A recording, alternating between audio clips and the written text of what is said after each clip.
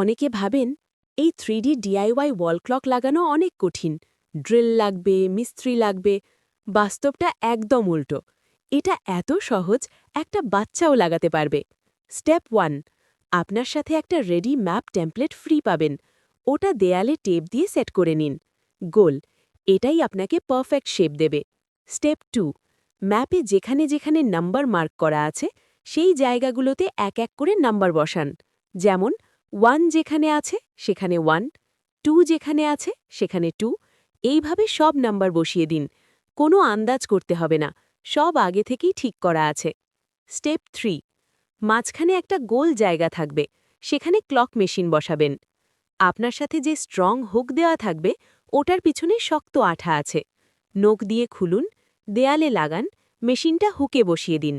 Step 4, এরপর clock hands বা কাঁটা মেশিনে লাগান।